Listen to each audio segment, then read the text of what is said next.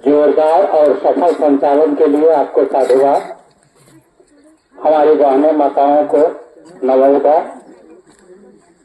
अभी हमसे पूर्व वक्ताओं की कड़ी में बच्ची थोड़े ही समय में बहुत कुछ बता गई। सर्वप्रथम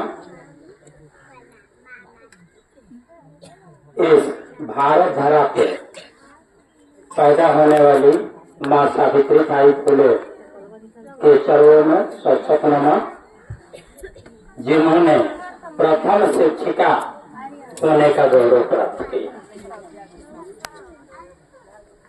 आज समाज बहुत परिवर्तनशील है और परिवर्तन की इस कड़ी में हम स्वच्छंद वातावरण में जी रहे हैं।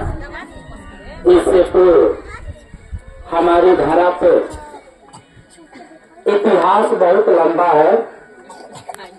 तमाम लोगों ने आया, शासनकाल किया, अपनी कुछ अच्छाइयाँ और कुछ अपनी कमियों को हमारे समाज में छोड़ गए। आज के समाज में हम सब जागरूक हैं, फिर भी चाहे बच्चियों को हम कितने भी पढ़ाई लिखाई के प्रति जागरूक हैं, लेकिन यही बच्चियां जब शादी के बाद अपने ससुराल जाती है, सोचिए आज के समय में घूंघट और पर्दा प्रथा क्या पूर्णतः समाप्त हो चुकी है। इसकी उत्पत्ति कब हुई, इसकी उत्पत्ति क्यों हुई, इस पर थोड़ा प्रकाश डालते हुए हम अपने बात को आगे बढ़ाएंगे। एक समय था जब विदेशी आक्रांताओं ने भारत पे व्यापार करने के लिए शासन के उद्देश्य से आया और यहाँ पे हमारी जो माँ बहनें उस समय जीवन जिया करती थी, उनकी अच्छाई सुंदरता के प्रति आकृष्ट हुए और गलत उन्हें उठा ले जाते थे बिना उनकी इच्छा के। और समाज में जो एक बुराई जन्म लिया या उस समय की देन कही, कम उम्र में लोगों ने शादी करना शुरू कर दिया कि जब शादी बच्ची का कर देंगे तो अपने घर चले जाएगी, उसको कोई नहीं उठाएगा।